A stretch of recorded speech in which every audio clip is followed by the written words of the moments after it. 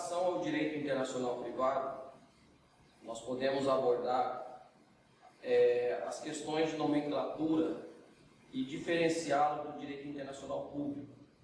O direito internacional privado, ele cuida das relações jurídicas entre particulares que têm interesse em mais de um país, ou seja, um fato realizado por pessoas físicas ou por pessoas jurídicas que não esgote os seus efeitos dentro do território de um único Estado. Por outro lado, o direito internacional público está na relação jurídica entre Estados, países, nesse contexto de soberania, ou de organizações internacionais intergovernamentais. Nós temos hoje um número de Estados próximo de 193 Estados na ordem jurídica internacional. Nesse contexto, nós podemos observar que esses Estados soberanos, eles possuem o seu próprio ordenamento jurídico. Então, nós teríamos aí, num contexto internacional, 193 ordenamentos jurídicos, no mínimo, no qual o cidadão, seja ele pessoa física, ou seja as pessoas jurídicas, se relacionam dioturnamente, seja realizando contratos, casamentos, nascimentos, óbitos, e essas relações, quando extrapolam a fronteira de um Estado, nós temos nesse contexto um fato que vai dinamizar ou potencializar a utilização do direito internacional privado. E podemos ainda observar que tem alguns Estados, como por exemplo os Estados Unidos da América, que ele, no seu contexto, ele aparece com mais de um ordenamento jurídico dentro do próprio Estado. Então, nesse objetivo, nós podemos observar que nos Estados Unidos da América nós temos 50 ordenamentos jurídicos dentro de um único Estado. E observando então por esse aspecto, nós podemos falar que esses 193 Estados soberanos, cada Estado pode ter um ordenamento jurídico ainda multifacetado dentro do seu próprio ordenamento jurídico. Nós temos outros Estados que têm interferência com relação às leis religiosas. Então, além de ter o ordenamento jurídico do Estado, nós vamos ter ainda interferência com relação ao ordenamento religioso. E cada uma dessas ordens jurídicas independentes regulam sua própria autonomia dentro da sua soberania, as suas regras jurídicas que podem ser utilizadas. E nesse contexto, então, as relações jurídicas de direito internacional privado estão vinculadas estritamente ao território do Estado soberano. E essas relações jurídicas, quando tem conexão internacional, ela transcende a fronteira desse Estado, e aí nós temos, então, dois ordenamentos jurídicos, em tese, regulando o mesmo fato. E a partir daí nós podemos observar que esses fatos podem resultar em análises jurídicas e termos uma resposta diferente em cada uma dessas relações. Então vamos observar alguns fatos que podem ser típicos e outros fatos que podem ser atípicos. Então vamos supor que morra um brasileiro domiciliado no Brasil, deixando apenas filhos brasileiros e que tenha deixado uma empresa de sociedade anônima, que ele tenha cotas de uma sociedade anônima na França. Então, quando nós falarmos em inventário deste brasileiro, nós vamos ter uma conexão internacional nos fatos que esse brasileiro venha a interferir com relação ao seu inventário. Então, a partir de determinado momento, nós vamos observar que o direito brasileiro e o direito francês, potencialmente, em tese, podem regular esse inventário. Então, a morte de um brasileiro que tenha domicílio no Brasil e que venha a falecer na França, deixando bens, de uma sociedade anônima na França, ele pode, então, estar conectado em mais de um ordenamento jurídico. E, neste caso, nós teremos um fato tido como anormal ao ordenamento jurídico. Por quê? Porque a sucessão testamentária está em conexão com o meio social brasileiro pela nacionalidade e pelo domicílio do testador, e o meio social francês pelo domicílio da empresa da qual ele é sócio, da sociedade anônima que ele é sócio.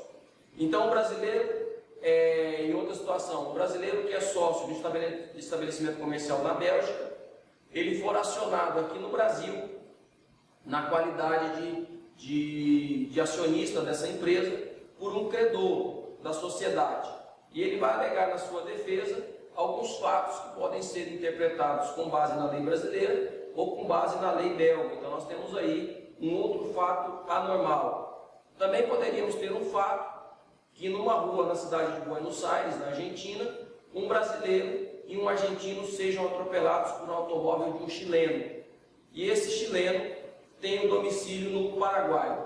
Então nós temos que este responsável pelo atropelamento, se ele se evadir do local e ele for acionado pelos brasileiros e pelo argentino, nós teremos aí uma conexão de fatos que podem dar ou potencializar a utilização de direitos diversos.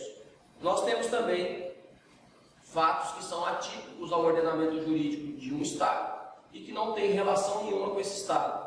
Vamos supor um brasileiro, né, que é domiciliado no Brasil, realiza um contrato ou tem uma sociedade anônima na França, ou um brasileiro que é atropelado na Argentina.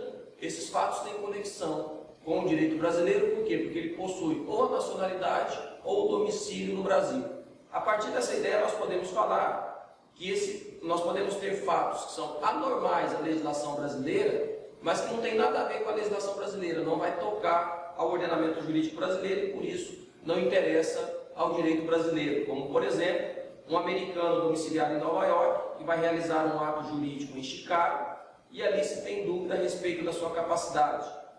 E aí nós vamos observar que esse fato ele é anormal à jurisdição brasileira, mas ele vai ser resolvido então pela legislação ou de Nova York ou do estado do qual Chicago é a capital. Então nós temos aí que esses fatos eles podem ser conexos ou não, ou podem ser anormal ao ordenamento de um Estado e consequentemente não tem nada a ver com esse Estado. A partir disso nós podemos observar que o direito internacional privado, então, ele tem por objeto regular os atos jurídicos realizados pelos particulares, aí seja pessoa física ou seja pessoa jurídica, que possuam conexão internacional, e ele não esgota seus efeitos unicamente no ordenamento jurídico de determinado Estado. Então, cada Estado possui a sua soberania, e aí nós observamos em direito internacional público que essa soberania disciplina que o Estado, dentro dessa esfera, pode criar as suas regras, legislar dentro do ordenamento jurídico desse Estado, desde que não fira tratados internacionais. Então o Estado ele é livre para criar as suas próprias leis. E a partir do momento que ele cria suas próprias leis, a gente observa que quando o Estado cria suas próprias leis, ele disciplina os fatos que têm a conexão internacional, estabelecendo então o que nós vamos dar mais à frente, chamado de elemento de conexão. E aí o Estado pode ter um ou mais elementos de conexão para regular o mesmo fato. E nós vamos ver que quando o direito de um particular está em conexão com mais de um Estado, nós vamos utilizar o elemento de conexão para descobrir qual a lei aplicável. Então nós temos duas situações importantíssimas para ser analisadas. Primeiro, qual é a jurisdição? Então nós vamos observar a questão da competência, seja competência concorrente ou seja competência exclusiva, aquela prevista lá no Código de Processo Civil. E outra situação é definida a competência, se ela é concorrente ou se ela é exclusiva, qual vai ser a lei aplicável para aquele caso. Então nós podemos ter, e vamos supor, competências concorrentes. Então o indivíduo pode tanto propor ação aqui como propor ação na França, e a partir daí nós vamos descobrir, a ação foi proposta no Brasil, e aí nós vamos analisar qual o direito aplicável. Vai ser o direito brasileiro ou vai ser o direito francês? Então nós temos que observar pelo elemento de conexão qual vai ser o direito aplicável para a solução desta lide que está sendo discutida perante o Poder Judiciário. Então nós temos hoje, nessa sociedade tão complexa que nós vivemos, e aí a partir, principalmente, da década de 60 para cá, principalmente depois da Segunda Guerra Mundial, esta globalização, então nós temos um número maior de pessoas circulando pelo planeta, e nós temos aí relações entre as pessoas físicas e as pessoas jurídicas. Então, hoje, as pessoas, através da conexão de internet e realizam negócios jurídicos, comprando ou vendendo com muito mais facilidade. As pessoas, através de alguns aplicativos, conhecem outras pessoas do outro lado do mundo, se apaixonam e se casam. Então essas relações com conexão internacional se tornaram muito mais próximas, muito mais fácil de ser realizadas. Então essa configuração dessa sociedade moderna é um fator decisivo principalmente para duas situações. Primeira, a multidifusão dos fatos sociais. Então nós temos aí uma relação muito mais próxima, nós temos uma multidifusão desses fatos, nós temos uma relação, seja contratual, seja amorosa, com muito mais facilidade, e essa internacionalidade então da vida para o avanço dessa sociedade.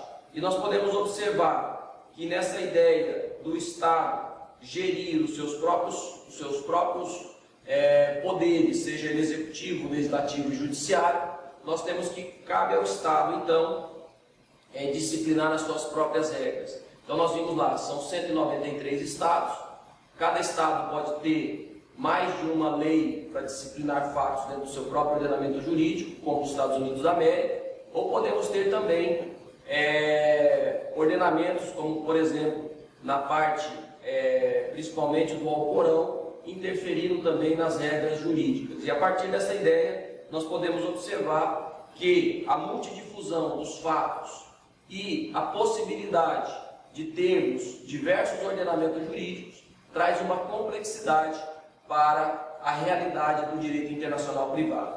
Então, baseado nessa ideia de obrigação de que todos os estados podem, então, regular o seu próprio ordenamento jurídico, nós vamos ver que essa multidifusão de fatos e a diversidade de ordenamentos jurídicos traz um reflexo nessa sociedade moderna. Então nós teríamos aí que o legislador, ele não é obrigado a reconhecer o direito estrangeiro dentro do seu território. O direito de cada estado é disciplinado pelo seu legislativo, mas o legislador pode, é uma faculdade do legislador, aceitar que o direito estrangeiro seja aplicável dentro do território do seu estado. E nós vamos ver que o legislador brasileiro assim optou por algumas regras estrangeiras serem aplicadas dentro do território brasileiro. Como, por exemplo, nós vamos observar na Lei de Introdução às Normas do Direito Brasileiro, a LINBIT, ou a antiga LIC, o Decreto-Lei 4657 de 42, da Lei de Introdução ao Código Civil. Nós vamos ver que essa regra, a partir do artigo 7º, disciplina a aplicação do direito estrangeiro dentro do território nacional. Então, com relação ao status pessoal, com relação ao estado e capacidade da pessoa, o direito brasileiro, no artigo 7º da LIMIT, aceita a aplicação do direito estrangeiro. E nós vamos observar com relação ao domicílio. Então, o indivíduo que é domiciliado no exterior, se ele vier praticar um ato jurídico aqui no território brasileiro, nós vamos reconhecer a lei do país dele. Então, vamos supor, se ele é maior e capaz no país do qual ele é domiciliado, aqui no Brasil ele também será maior e capaz. Então vamos imaginar que no país qualquer, país A, o indivíduo de lá adquira a sua capacidade, a sua maioridade com 16 anos de idade. E se ele vier para o território brasileiro, aqui no território brasileiro, com 16 anos de idade, nós vamos reconhecer também a sua capacidade. Ele é maior e ele é capaz também aqui no território brasileiro. Um indivíduo que é casado, que é divorciado ou que é solteiro em outro país, que a lei assim determina, ele também será aqui no Brasil casado, divorciado, viúvo, como a lei do país do qual ele é domiciliado reconhece. Então nós temos alguns elementos que nós já observamos que fundamentam, a existência do direito internacional privado. O primeiro, e que nós já analisamos, é a diversidade de ordenamentos jurídicos brasileiros, a diversidade de ordenamentos jurídicos neste planeta. Então nós temos essa pluralidade de estados, hoje reconhecido pela Organização das Nações Unidas 193, sendo que alguns estados possuem ainda uma diversidade de ordenamento jurídico dentro do seu próprio território, ou a influência religiosa nas suas regras. Então essa diversidade de ordenamentos jurídicos é o primeiro fundamento de existência do direito internacional privado. E o segundo, a multidifusão das necessidades sociais decorrentes dessa vida atual, moderna, globalizada do indivíduo. Então,